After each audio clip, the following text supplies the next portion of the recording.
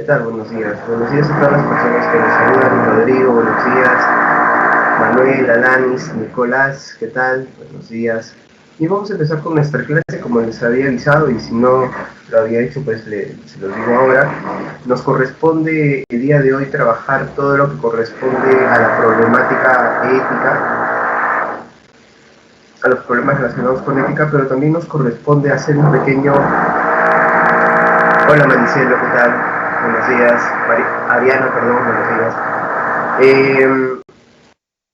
Y también en ese sentido hacer una revisión de algunos aspectos históricos que hemos ido trabajando y que quizás este sea el momento oportuno de revisar, ¿verdad? Recordando que este también es un ciclo especial donde por cuestiones obvias, por el reducido tiempo que se tiene, pues algunos temas los hemos podido trabajar más que superficialmente. ¿Bien?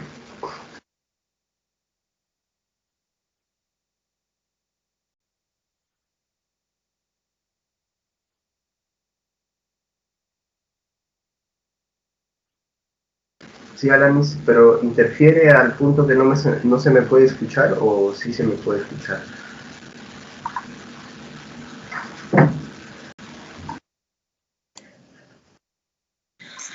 Sí se le puede escuchar, profesor. Ya, si en algún momento es tan fuerte, si en algún momento es tan fuerte que ya no se distingue mi voz, Alanis o cualquier persona, por favor, me lo hace saber, ¿sí? Es un poco intermitente el sonido que están acá haciendo los vecinos, pero no es tan fuerte como el de la semana pasada, que me obligó a cambiar de locación. Así que igual puedo hacerlo, puedo cambiar si es que en algún momento no se me escucha lo suficientemente bien. Sí, así que me avisan. Avancemos ahora que hay un poco de silencio. De silencio fugaz. Bueno, lo primero que vamos a hablar es sobre ética, ¿no? Acá la gran pregunta que nos podemos hacer es si entendemos finalmente qué es la ética, porque es algo de lo cual se habla bastante, ¿no? Hablamos de ética profesional para referirnos, por ejemplo, a cierto comportamiento debido, y no tanto hablar de los conflictos o de los problemas filosóficos que están en medio de los asuntos morales. El término, que proviene del griego ethos, que significa costumbre, o sea, hace referencia a un hábito, a lo que se hace todos los días, creo que ya dice bastante del término, ¿no? La ética, de alguna manera, tendría que ser una reflexión sobre lo que hacemos en nuestras decisiones de común, y no solamente en unas pocas decisiones. Obviamente hay casos donde resaltan este tipo de decisiones, pero son casos que se pueden prestar para un análisis, por ejemplo, en el caso de los dilemas éticos. Ahora, si bien hoy en día concebimos a la ética como el campo filosófico, hay que recordar que han habido una serie de usos del término ética y moral que por ahí vamos a aclarar en un momento, y que a veces no distinguían entre ética y moral y los usaban como si fuesen lo mismo. Al punto que sabemos que antes se le llamaba filosofía moral a lo que hoy en día entendemos por el campo de la ética, ¿no? Filosofía moral. Entonces eso quizás pueda ser algo bastante interesante de recordar para entender que han habido cambios y matices en la manera en cómo se entienden tanto a la ética como a la moral. Bueno, pero este campo de reflexión filosófica que llamamos ética, hay que saber que se entiende con problemas como los principios morales y la relación, por ejemplo, entre lo bueno y lo malo, lo justo y lo injusto, lo correcto e incorrecto, ¿bien? En ese sentido también hay que tener claro que hay otros términos como solidaridad, bondad, sacrificio, que por ahí podríamos también entenderlos como parte de la reflexión ética. Y obviamente todo lo que puede estar relacionado con una normatividad moral de orden social, ¿no? Como el respeto, la tolerancia, etcétera, también pueden ser parte de las discusiones éticas. Y hay temas importantes y clásicos dentro de la ética, como por ejemplo el problema del bien, qué es el bien, qué es lo bueno, el problema de la felicidad, hay una felicidad para todos, la felicidad cambia de acuerdo a cada persona, es subjetiva, el problema de las normas morales, ¿está bien solamente guiarse por normas morales o tiene que haber algo más? Los actos morales, la persona moral y los dilemas éticos, que son parte de un bloque que veremos en un momento. Y como les decía, hay algunas diferencias que podemos hacer entre ética y moral, ¿no? De hecho, ¿sí? como les he dicho, podríamos decir que como se decía antes, ¿no? Hasta hace unas décadas, la ética es el campo de la reflexión filosófica y se decía que la moral es el comportamiento moral mismo que uno encuentra en la sociedad, ¿no? Y a partir de ahí se establecía la diferencia entre disciplina filosófica y realidad, ¿no? Donde se manifiestan estos problemas que pasan luego a ser evaluados en la disciplina filosófica conocida como ética. Pero vamos a decir que en verdad la ética puede usarse de dos maneras. Por ética podemos entender toda la disciplina filosófica, o por ética también podemos entender una dimensión de la disciplina filosófica y de las propuestas que tratan de resaltar sobre todo los ideales de vida, ¿sí? Esos ideales de vida que se basan en las grandes aspiraciones y en las nociones de lo que es bueno y de lo que es virtuoso.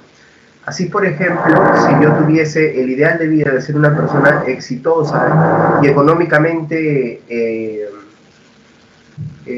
bastante estable, y no solamente estable, sino aventajada, para decirlo de cierta forma, obviamente lo que vamos a encontrar ahí es que van a haber algunas conductas que yo voy a evaluar como virtuosas. La conducta, por ejemplo, para saber cómo acrecentar mis riquezas, la conducta de saber en qué negocios invertir, ¿no es cierto? Todo eso lo voy a considerar virtuoso en función de ese gran ideal al cual yo aspiro. Claro, les estoy poniendo un ejemplo que obviamente encaja, o sea, es parte de la ética, estas grandes aspiraciones que uno tiene. Profe, yo no, en verdad yo quiero ayudar a los demás. Bueno, esa es una gran aspiración que estaría dentro del campo de la ética y que diríamos que tiene que estar relacionado con la bondad y la virtud de ciertas conductas. Y luego tenemos la moral, ¿no es cierto? Que en este caso tiene que ver con esta dimensión del pensamiento ético en general, como filosofía, que básicamente se detiene sobre todo en las normas o los deberes, ¿no? O sea, que de alguna manera apuesta a que la vida se centre, moralmente hablando, en normas y deberes. ¿Bien? Entonces, cuando nosotros hablamos de normas y deberes, lo que estamos haciendo es en realidad hablar de esos mínimos que hay que cumplir, ¿no? O esas obligaciones que hay que cumplir para poder realizar determinado tipo de vida. Una vida en sociedad, una vida dentro de un gremio, una vida dentro de la universidad, ¿no es cierto? Entonces, ahí lo que nosotros estamos teniendo es que si la ética se basa en máximos, en esas aspiraciones vitales, la moral se basa en esos mínimos que hay que cumplir. ¿Bien? Avísame si se me sigue escuchando. Si no, también puedo acercar un poquito el micrófono para que se me escuche mejor.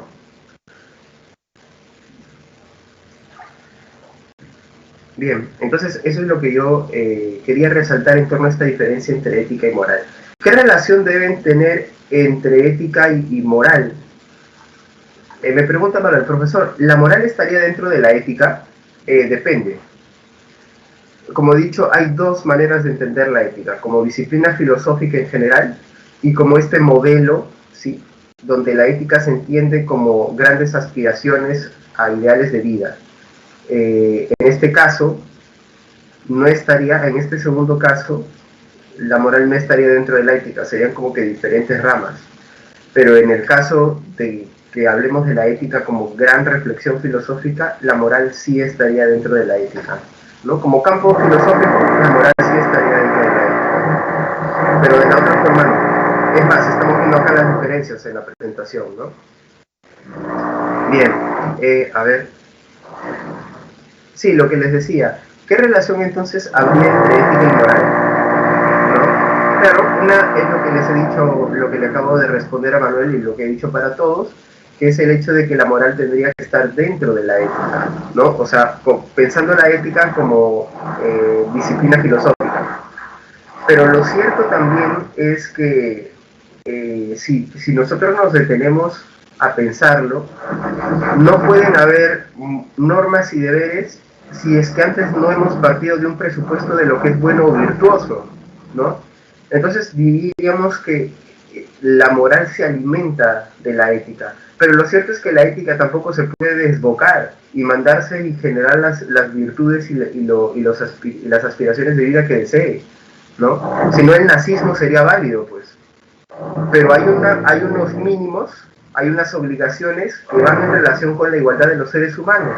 Entonces la ética también tiene que tomar en cuenta la moral. Así como la moral se inspira de la ética tiene que tomar en cuenta lo que dicta la moral, ¿sí? O el campo moral, para poder también saber si sus aspiraciones de ideal de vida pueden considerarse buenos. Esto después del proceso histórico que también hemos vivido como seres humanos, ¿no? Bien, ahora pasaremos a revisar algunos pensadores que han aportado cuestiones interesantes para ver el fenómeno moral. Me refiero acá a moral a todos los comportamientos y a todas las decisiones humanas, ¿no? Y sobre todo que han resaltado algunos términos, ¿no? Lo que es bueno, lo que es ser virtuoso y tales términos que obviamente nos van a interesar de entender y sobre todo entender la lógica bajo la cual ellos plantean algunas cuestiones. Bien, tenemos a Sócrates para empezar. Hay que recordar que Sócrates básicamente va a tratar de partir de esta lógica del falso conocimiento y el verdadero conocimiento, donde califica de falso conocimiento a lo que los sofistas llamaban conocimiento relativo a cada quien. Entonces, lo que tenemos básicamente es que Sócrates va a ponerse a pensar, ¿cuándo algo es virtuoso? ¿O alguien es virtuoso? Lo que va a decir Sócrates es que, si lo pensamos con cuidado, alguien sería virtuoso, o algo sería virtuoso, siempre y cuando cumpla con su función. Y su función es algo que solo ese objeto o esa persona puede hacer. Por ejemplo, ¿cuál es la virtud del lapicero? Es obvio, ¿no es cierto? Pintar bien, pintar sin que hayan vacíos de tinta, ¿no? Eso es lo que hace que el lapicero sea virtuoso. Decimos, el lapicero, ¿cómo le decimos? Funciona bien. Y miren, fíjense, cuando no funciona bien, ¿qué decimos del lapicero? Está defectuoso, está mal. ¿Es un buen lapicero o es un mal lapicero? Y ahí podemos entender entonces la relación que hace Sócrates entre virtud y bondad. Si alguien es virtuoso, es porque cumple su función, y si cumple su función es porque es bueno. Ahora, es fácil decirlo respecto de lapiceros.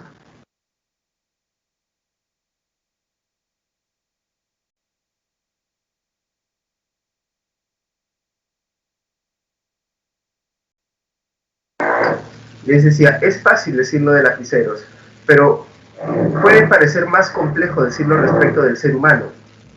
Y bueno, en el ser humano que tenemos, que debe haber una naturaleza distinta de las demás que nos permite entender que hay una virtud, una función que debe cumplir.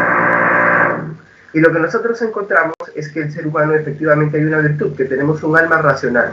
O sea, nuestra virtud es conocer, nuestra virtud es saber. Pero recuerden, verdadero conocimiento, no el falso conocimiento de los sofistas. ¿Bien? Y en la medida en que usemos nuestra alma racional, como decía Sócrates, en la medida en que nos conozcamos a nosotros mismos, es que nosotros vamos a encontrar que efectivamente estamos siendo buenos y virtuosos. Y si nosotros conocemos esas verdades del conocimiento, del saber, es que nosotros podemos decir que también estamos actuando bien. Porque según Sócrates, el que conoce lo bueno, actúa bien. No hay ninguna diferencia entre conocer y actuar bien. ¿Bien? Entonces, lo que está diciendo Sócrates es que si alguien actúa mal es porque no conoce el bien. Y recuerden que el bien es una de esas verdades que no pertenecen al falso conocimiento. Siendo así las cosas, es que podemos decir que la postura socrática es la postura del intelectualismo ético. Si conoces el bien, actúas bien. En otras palabras, el mal solo existe por ignorancia. El que actúa mal lo hace porque ignora o desconoce el bien.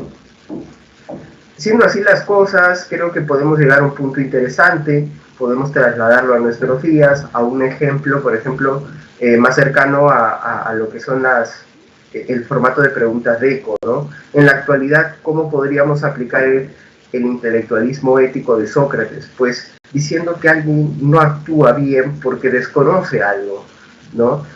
Por ejemplo, pongámonos en este supuesto, y es solamente un supuesto. Imaginemos que una persona está botando basura en la calle, ¿sí? Y entonces se le llama la atención a esta persona. Y se le dice, oye, ¿y tú por qué botas basura en la calle? Y dice, ah, porque quiero. Y tú le reclamas a esta persona. Y obviamente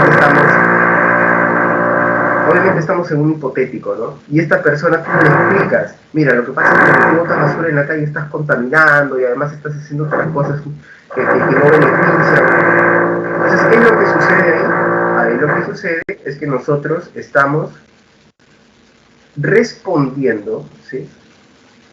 Y dando conocimiento a esa persona. Y esa persona, si lo acepta y dice, efectivamente, ya no voy a volver a tirar basura porque ya entendí cuáles son los efectos negativos.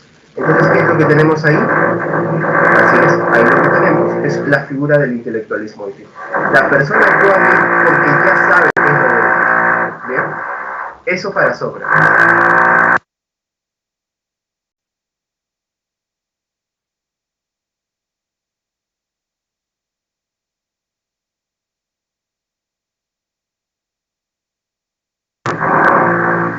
En el caso de Aristóteles, ¿sí? En el caso de Aristóteles, nosotros vamos a tener una ética de otro tipo, ¿sí?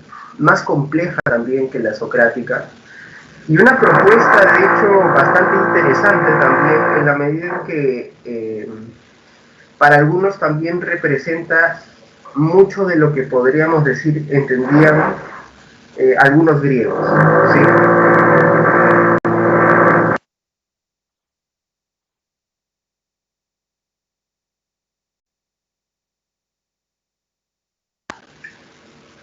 Bien.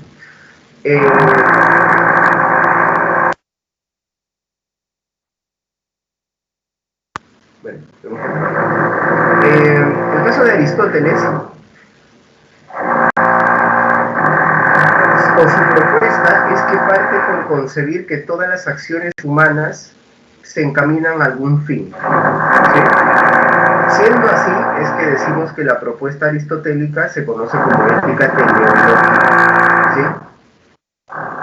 Ahora, cuando nosotros hablamos de una ética teleológica, nosotros lo que estamos haciendo es entender que, repito, las acciones tienen un fin, pero ese fin puede ser cualquiera. Por ejemplo, yo ayudo a un amigo que necesita mi ayuda en este momento porque obviamente quiero que él salga de ese apuro. Ese es el fin, que salga mi amigo del apuro. Pero sin embargo dice Aristóteles que hay un fin supremo al cual todos aspiramos, y ese fin supremo es el de la felicidad. Por eso que su ética también se conoce como ética eudemonista o ética de la felicidad. En otras palabras, todo cuanto hacemos al final indirectamente o directamente apunta a la felicidad. Entonces esas acciones que persiguen un fin, que puede ser salvar a mi amigo de un apuro, sacarlo de ese apuro, al final contribuye de alguna manera a mi felicidad. Ahora vamos a ver por qué lo del amigo. Y eso es porque según Aristóteles la amistad es parte de una de esas grandes virtudes que nosotros podemos cultivar. Ahora, ¿cómo logramos, ¿sí?, ser virtuosos, ser buenos? Porque según Aristóteles, si tú eres virtuoso y bueno, consigues la felicidad, o sea, están conectados. Entonces lo que va a decir Aristóteles es que la virtud no es algo que se consiga solo por conocimiento. El ser virtuoso implica que yo practique algo todos los días, que tenga un hábito o una serie de costumbres. Porque según Aristóteles, una golondrina no hace el verano. Para ponerlo en otros términos, el hecho de que haga una acción buena no me hace una buena persona. Es la regularidad la que hace que yo sea una buena persona. Entonces, por ejemplo, es como en las películas, ¿no? En las películas, una persona que tiene una vida normal hace algo bueno y de pronto ya se vuelve completamente, ¿cómo se le dice? Se le vuelve un héroe, se le heroiza, ¿no? Y en ese sentido, lo que nosotros estamos teniendo es que no está cerca del planteamiento aristotélico, porque la virtud no es un acto único, es un acto cotidiano, que se hace regularmente. Entonces, para Aristóteles la virtud está en la costumbre, y la costumbre, una buena manera de orientar nuestras acciones, es aplicar la teoría del justo medio, esta teoría que dice que la buena acción generalmente es un término medio entre dos acciones, o la acción virtuosa. Entonces tenemos un tipo de conducta, por ejemplo el miedo, podríamos poner cualquier otro tipo de conducta acá, y diríamos que la virtud, todos sabemos, es la valentía. ¿Pero en qué consiste la valentía? Eso lo entiendes a través de los dos vicios, que están en los extremos. Por un lado tenemos el vicio por defecto, ¿no? ¿Cuál es el vicio por defecto? La cobardía, pues. El hecho de no ser capaz de enfrentar ese temor o ese miedo. Y luego tenemos el vicio por exceso. ¿Y cuál es el vicio por exceso? El hecho de ni siquiera tener preocupación por eso que te está causando miedo. Es decir, no ser consciente de las eventuales o posibles consecuencias. Entonces ahí hay un vicio por exceso, pues, ¿no? Si te dicen no pases por ese pasaje que hay una jauría de perros que son muy agresivos, y aún así tú lo haces, ¿no es cierto? Y dices, no, no pasa nada. Entonces tú no has sido valiente, tú has sido temerario, ¿no? Temerario. Lo que nosotros tenemos, ¿no es cierto?, es que a juicio de Aristóteles, la virtud depende en gran medida de una intervención de la razón, pero también del hábito, de las costumbres. Entonces, la pregunta que nos hacemos es, profe, ¿esto a qué nos ayuda? ¿Esto es lo que nos da la felicidad? Sí. Evitar los extremos va a contribuir, a que consigamos la felicidad. Pero también hay que saber que la felicidad se consigue en la vida en sociedad. De ahí que también hable Aristóteles de otras virtudes, no solo de la valentía, sino de la prudencia, sino también, la prudencia es para Aristóteles evaluar lo que yo voy a hacer en relación con las consecuencias que pueden haber. La famosa prónesis aristotélica. También es una virtud cultivar una amistad, ¿no? Una amistad que según Aristóteles solo se puede dar entre iguales.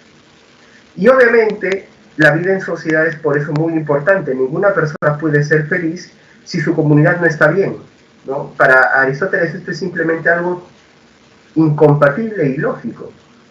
Si tu sociedad o tu comunidad está bien, entonces es más fácil que tú también estés bien. Ahora, si el fin supremo es la felicidad, y ya tengo que la fórmula para la felicidad según Aristóteles está en ser virtuoso aplicando la teoría del justo medio, cultivando mi razón, ¿sí? Y además viviendo bien en sociedad, preocupándome por los asuntos de mi comunidad. Lo que viene a continuación con Aristóteles es recordar que para Aristóteles la máxima felicidad está en la vida contemplativa, porque según Aristóteles por naturaleza el ser humano quiere conocer. Y entonces dedicarse a la vida del conocimiento, donde se genera conocimiento, es cuando estaríamos viviendo una verdadera vida feliz, la vida contemplativa. Claro, Aristóteles mismo dice, es como estar con uno mismo y olvidarse de esas necesidades que uno tiene. Es como ser un dios. Es como ser un dios prácticamente. Y por eso es el máximo tipo de vida feliz que podemos encontrar, la máxima felicidad que se puede encontrar. Bien, esto con Aristóteles y su famosa ética teleológica y también ética de la felicidad. Si alguna pregunta la pueden hacer. Y si la ética de Aristóteles era una ética teleológica, la ética de Immanuel Kant va a ser una deontológica. ¿De dónde viene el término deonto? De deber. O sea, es la ética del deber, a diferencia de la ética de los fines de Aristóteles. Ajá, entonces ahí vamos a encontrar una diferencia importante.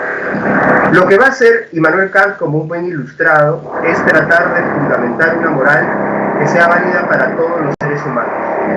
De hecho, Kant les dice todos los seres racionales finitos, o sea que van a morir en algún momento. Entonces, lo que trata de hacer Kant, repito, es fundamentar una moral universal, válida para todos los seres humanos, y que sea a la vez, ¿sí?, una moral autónoma, o sea, que se base en el deber, pero que dependa solamente del ser humano, porque eso es lo que tiene en mente Kant. Si, por ejemplo, yo fundamento la acción moral en la felicidad y digo que solamente se puede ser bueno si también se es feliz, entonces, ¿cuántos pueden alcanzar la felicidad? Y lo que dice Kant es que para alcanzar la felicidad uno depende de una serie de factores externos. Y si dependo de factores externos, entonces esa moral no depende de mí. Y el que yo sea bueno tampoco depende de mí. Entonces lo que Kant está haciendo es darle al ser humano un sentido de responsabilidad moral, diciéndole, oye, no, tus acciones sí dependen de ti. Y las acciones morales van a depender de ti en la medida en que no pienses en las consecuencias de tus acciones. Es por eso que cuando se le pregunte a Kant, ¿qué significa ser bueno? Es actuar de buena voluntad. Y actuar de buena voluntad es tener un acto puro que no espere recompensa. O sea, no estoy pensando en las ventajas o desventajas, en los fines. Porque al final las consecuencias no siempre van según la razón se lo puede imaginar. Lo que tu razón puede hacer es obligarte a actuar de una manera que es necesaria que tú actúes bien. Para que tú actúes bien, perdón. Entonces, Kant lo que va a dar es una fórmula que se llama el imperativo categórico, que es el que te manda y te obliga sin condición alguna a hacer las cosas, y que también funciona como guía para tu acción moral, ¿no? Esta moral que va a depender solo de ti y en la cual no le puedes echar la culpa a nadie más. Hay que diferenciar este imperativo categórico de los imperativos hipotéticos. Los imperativos hipotéticos, según Immanuel Kant, son esos condicionales de acción moral. Por ejemplo, yo digo, si quiero vivir saludablemente, tengo que tomar agua todos los días. Muy bien, es un condicional. Si quiero esto, ahí sí puedo poner un fin, hago esto. Pero eso es un imperativo hipotético y por tanto no puede fundamentar la moral. En la moral, el acto bueno no puede ofrecer lugar a duda. Y de pronto encontramos que una persona tiene alguna enfermedad donde beber agua más bien puede significar algún problema para su salud. Entonces ahí no se cumple el hipotético. Es relativo a cada quien, pero el imperativo categórico no es relativo. Manda y obliga sin condicionamientos, ni sin mirar a la realidad. Es lo que tienes que hacer simplemente. Entonces este imperativo categórico kantiano va a tener dos fórmulas, ¿sí? Una más general y una más acotada a las acciones morales entre seres humanos. La más general dice, actúa como crees que deberían actuar todos los hombres. Kant lo plantea de dos maneras. Otra es la manera de decir, actúa como si al actuar la máxima de tus acciones o de tu acción fuese a ser válida para todo otro ser humano, ¿no? O sea, cuando tú vas a hacer algo, piensa que eso que tú vas a hacer es una regla para que todos los seres humanos actúen de la misma forma. Entonces, tú por ejemplo estás caminando por la calle, delante tuyo hay dos personas, a una de ellas se le cae la billetera o se le cae dinero. Inmediatamente aplicas la primera formulación del imperativo categórico. ¿Le das o no le das la billetera? Le tengo que dar el propio, porque si yo fuese la persona que está caminando y a la que se le cae el dinero a la billetera, yo quisiera que me lo devuelvan. Así es como creo que deberían actuar todas las personas. Obviamente Kant es consciente de que aplicar este imperativo categórico es dificilísimo porque por tendencia natural nosotros buscamos lo que él llama por amor a uno mismo, así es como él le llama, que es una forma de egoísmo, si se quiere decir. Uno aprovecha este tipo de oportunidades para su beneficio. Y luego tenemos una segunda formulación del imperativo categórico, donde se nos dice que no debemos considerar a ningún hombre como un medio, sino siempre como un fin en sí mismo.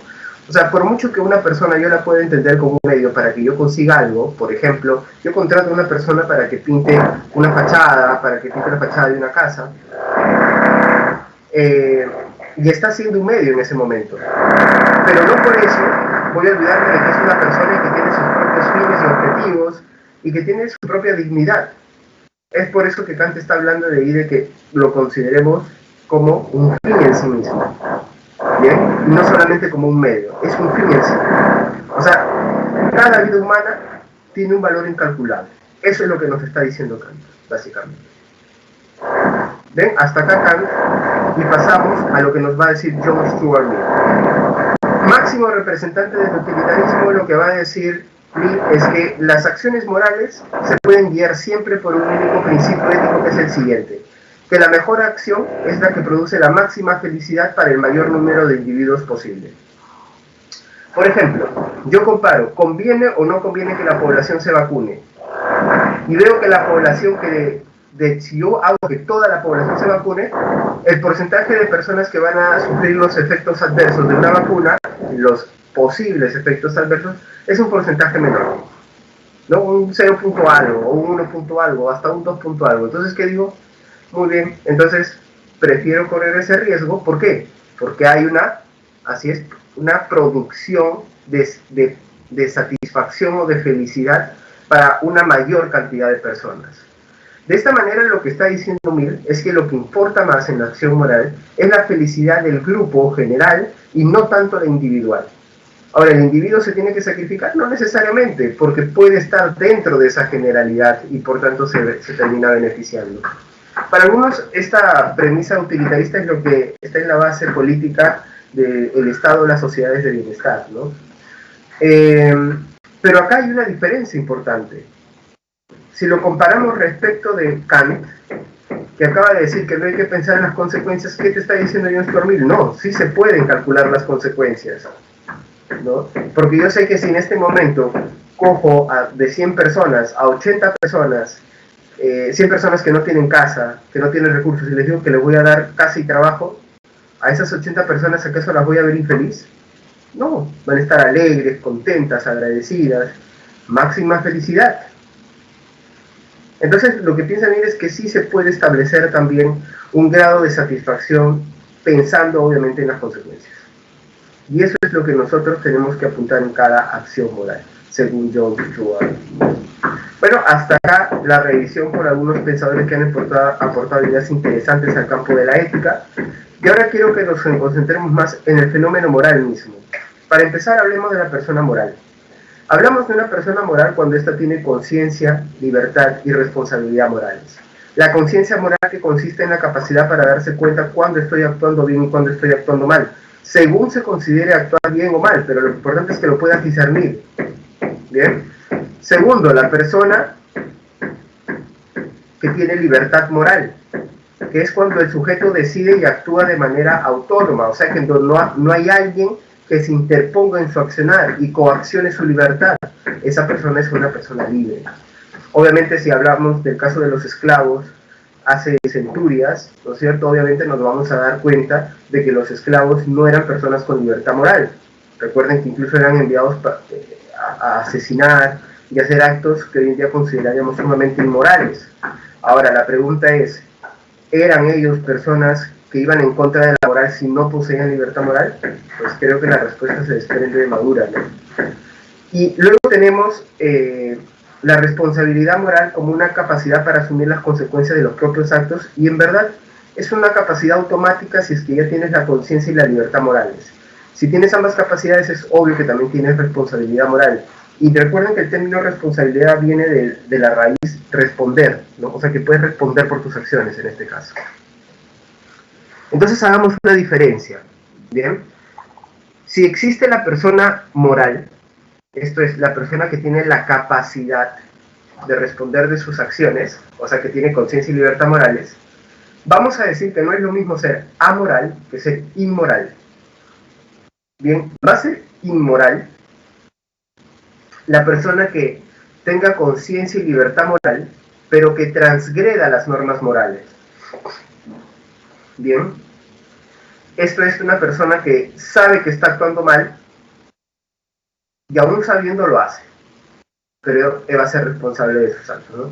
La persona que roba, que usa la violencia, la persona que comete actos como el soborno, el cohecho, etc., ¿no? Esa es una persona inmoral.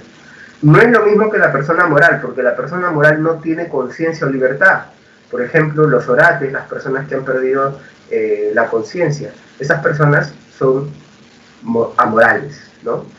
Y obviamente ahí encajarían pues los niños también, ¿no? O sea, a un niño tú no le puedes endilgar responsabilidad por sus acciones, porque obviamente por mucho que lo regañes, sabes que no tiene una conciencia, una libertad moral plena, ¿no?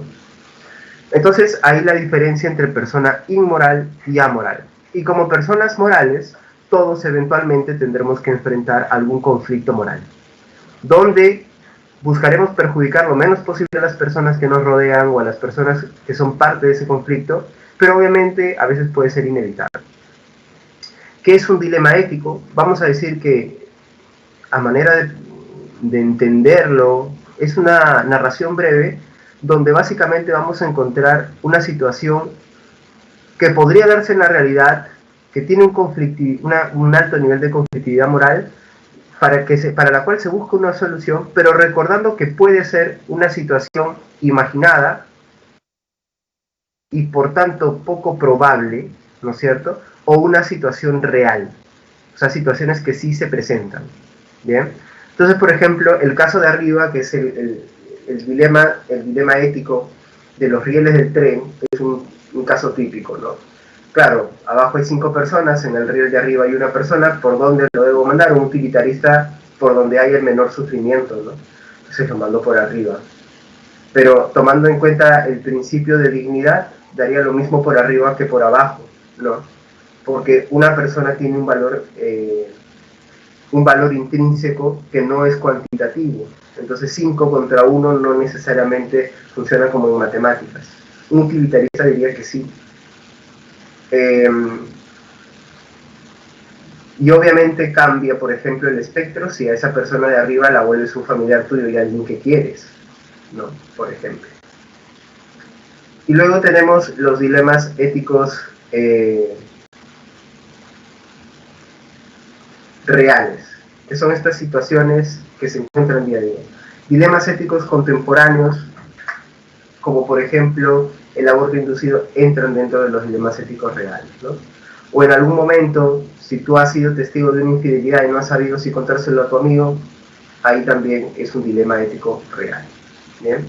Bueno, tenemos como dilemas éticos contemporáneos, grandes dilemas éticos contemporáneos. ¿Por qué grandes? Porque involucran la discusión de muchas personas y es un problema de interés más colectivo que personal. El aborto inducido, ¿no es cierto? Esta interrupción del embarazo de manera deliberada, al respecto al cual se dan posturas a favor y en contra. Obviamente esta es una discusión que se da en el campo social, en el campo político, y habría que recordar que en el campo social y político se ha enfocado en una cuestión de principios morales y sociales, ¿no? Entonces, por ejemplo, las posturas a favor dicen que se trata de una cuestión de libertades personales y que es el derecho de decisión de la persona que es portadora del feto, ¿no? Y del otro lado vamos a tener a los que hablan de que por encima del principio de la libertad está el principio de la vida, ¿no? Ese es otro punto interesante también.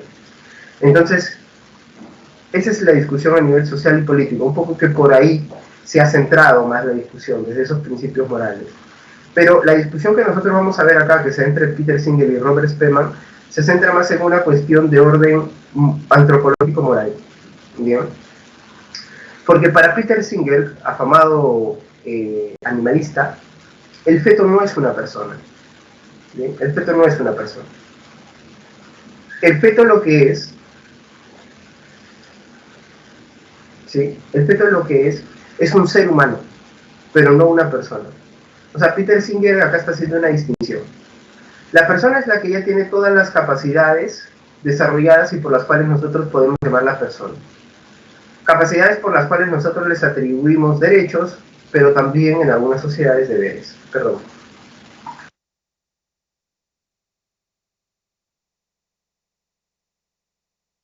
Bien. Entonces, el feto no es una persona a juicio de Peter Singer, porque no va a desarrollar esas capacidades. Y por tanto tampoco es sujeto de derecho, y por tanto tampoco puede recibir ese derecho tan importante como es el derecho a la vida. Robert Spemann lo que le va a decir es que el feto sí es una persona, es un ser humano y también es una persona. Porque de hecho, dice Spemann, si hablamos de que no tiene las capacidades, es un mal argumento porque muchas personas que no tienen las capacidades, o muchos seres humanos que no tienen capacidades, para cumplir con el calificativo de persona, entonces también tendrían que ser calificadas. Por ejemplo, la capacidad para enjuiciar moralmente, la capacidad para discernir, etc., se van cuando una persona está en un estado de coma vegetativo. Y no por eso a esa persona o a ese ser humano se le deja de decir persona. Imaginemos que alguien está en estado de coma vegetativo y entonces el médico dice que eventualmente lo podrá recuperar. Puede que tome su tiempo, pero se va a recuperar y va a terminar volviendo a ser muy probablemente como era antes.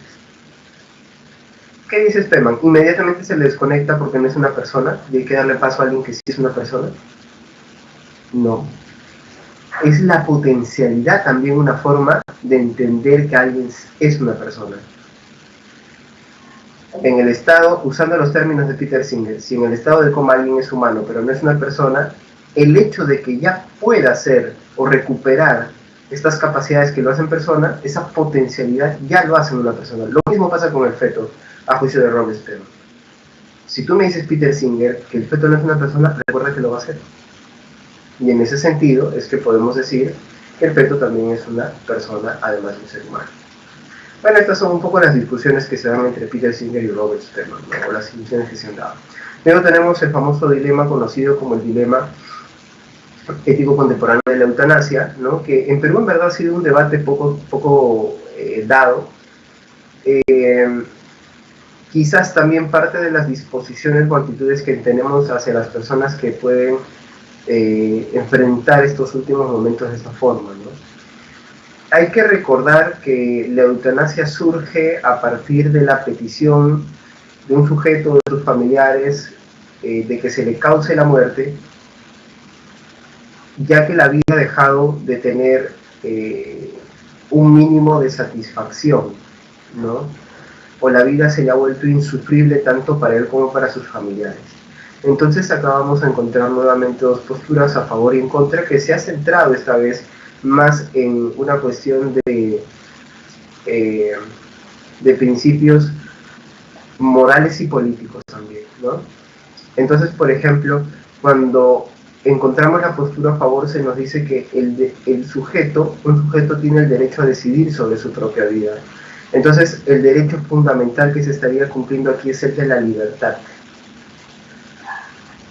Bien, ¿a qué nos referimos con un sujeto que puede decidir sobre su propia vida? Básicamente a un sujeto que puede o que logrará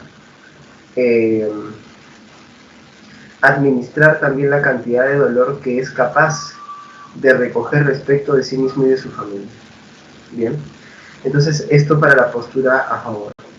Luego tenemos la postura en contra, que nos dice que efectivamente hay un derecho a la libertad, pero por encima de ese derecho a la libertad está el derecho fundamental de la vida. Sin vida no hay libertad y por tanto hay que proteger al sujeto, sobre todo de que atente contra su propia vida. Claro que acá hay una serie de consideraciones adicionales. Para entender el derecho fundamental a la vida y la protección de este, hay que recordar que hay algunos principios morales religiosos que también a veces están detrás para negar de alguna manera esa posibilidad, ¿no? Porque es vista de manera negativa esa posibilidad. Muy bien, entonces ahí tenemos las dos posturas a favor y en contra. Y como les dije, tenemos que hacer una pequeña revisión histórica. Antes, si hay alguna pregunta respecto de lo que hemos visto en el campo de la ética laboral, este es el momento.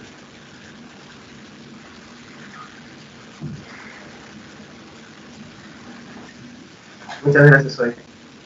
Profesor, Te escucho. ¿cuál era la diferencia entre una persona moral y amoral? Ya, Rodrigo. Era amoral e inmoral, pero también está la persona moral. Voy a explicar las tres, ¿sí? Para que quede un poquito más claro. Ya, la persona moral, así a secas, voy a escribirlo mejor porque de repente no se me escucha bien. La persona moral es la persona que tiene la capacidad de hacerse responsable de sus propios actos. O sea, es una persona que tiene conciencia y libertad morales. ¿Bien? Una persona inmoral, repito, una persona inmoral es una persona que tiene la responsabilidad, ¿sí? Escribo. Que tiene responsabilidad, que puede responder de sus propios actos y aún así comete una falta.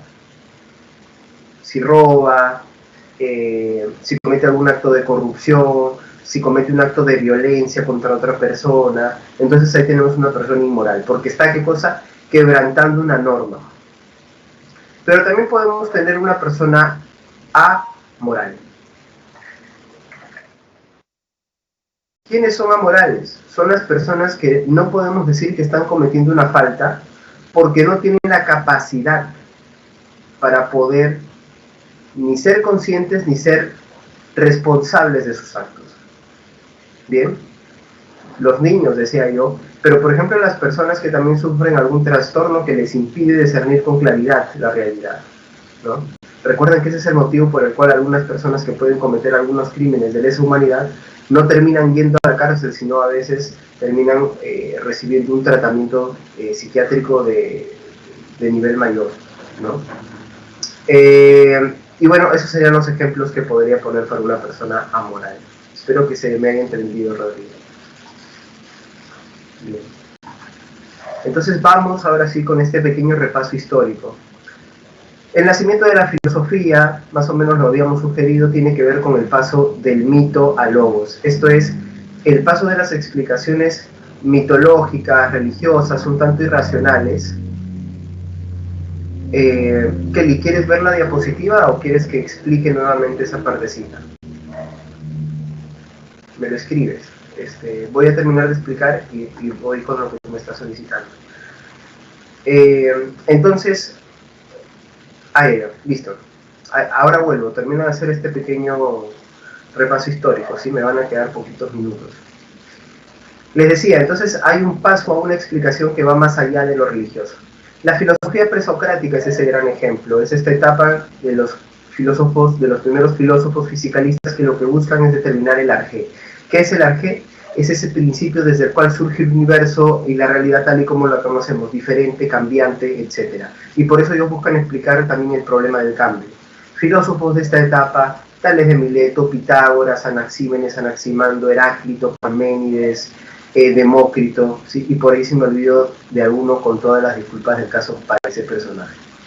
Luego de la filosofía presocrática vamos a encontrar el periodo antropológico o propiamente socrático, donde los problemas principales son los del conocimiento, el saber y sobre todo el ser humano y sus virtudes, como hemos visto con Sócrates. Luego viene el periodo de los sistemas, de nuestros amigos Platón y Aristóteles, y se le llama así periodo de la sistematización filosófica, porque lo que van a hacer ambos es ¿qué cosa? Tratar de abordar todos los problemas que se abordaron en el periodo antropológico y también presocrático en torno a la realidad, el sujeto, el conocimiento, y de esa manera ellos van a hacer una problematización de muchos campos filosóficos. Luego del periodo del sistema vamos a tener el periodo de la filosofía helenístico-romana, donde, dada la crisis que se levanta sobre todas las polis, con el avance de Alejandro el Grande, obviamente se van a dar algunos conflictos culturales, y acá la gran pregunta es cómo somos felices. Estoicos, escépticos, cínicos y epicúreos van a tratar de dar una respuesta a cómo podemos ser felices. Y obviamente esa respuesta de cómo encontramos tranquilidad y felicidad viene de la mano de la práctica de esa forma de encontrar la felicidad. Damos un salto histórico, va a entrar en crisis el Imperio Romano y vamos a entrar a la filosofía medieval. Hubo una primera etapa llamada patrística, donde los padres de la Iglesia desde preceptos filosóficos tratan de encontrar respuestas a la compatibilidad entre cristianismo y pensamiento, esto que se llama el problema entre la fe y la razón, y luego de los padres vamos a tener el periodo de la escolástica, de las primeras universidades y las grandes congregaciones, que van a dar otros problemas, como el problema de los universales, de la libertad moral y cosas que ya hemos hablado con ustedes. Luego tenemos, dentro del periodo de la filosofía moderna, a un pensador que no hemos mencionado y que hemos mencionado así de pasadita, otro empirista como David Hume. Empirista igual que Locke, pero un poco más radical, porque a juicio de nuestro amigo David Hume, todo lo que no viene como información de los sentidos, o como él le llama, de las impresiones, no puede ser conocimiento, no es real. ¿Bien? Entonces, ideas como abstractas como el yo, la sustancia, la causa, todo eso para Hume no existe. Son solamente términos que se han creado de la nada y son puro invento. De ahí que también parte de su pensamiento sea considerado escéptico, en la medida en que considera que el conocimiento no puede ir más allá de los sentidos. Immanuel Kant, hay que recordarlo, hace un giro copernicano, y esto a manera de recuerdo, porque lo que va a decir es que el problema entre empiristas y racionalistas es que no se han dado cuenta de que ambas son capacidades que están en el ser humano. o sea, los sentidos y la razón. Y por tanto, el papel principal no lo tiene el sujeto, perdón, no lo tiene el objeto, sino el sujeto en el proceso del conocimiento. Es por eso que voy a decir, he hecho un giro copernicano, así como Copérnico puso al sol en el centro, yo estoy poniendo al sujeto en el centro. Luego hemos visto algo de filosofía moderna, avanzada, contemporánea, con el pensamiento de Nietzsche, de Hegel, de Marx, y luego tenemos a Heidegger como un contemporáneo que va desde su corriente existencialista a problematizar lo que es el hombre en relación con el ser, el problema de la realidad, y se dar cuenta de que el hombre es un ser insípido. Wittgenstein y el problema de la metafísica, y él lo que va a decir es básicamente que el lenguaje es mucho más importante en muchas de las formas que pensamos y de los conflictos filosóficos que se dan, así que hay que revisar la manera en cómo usamos el lenguaje.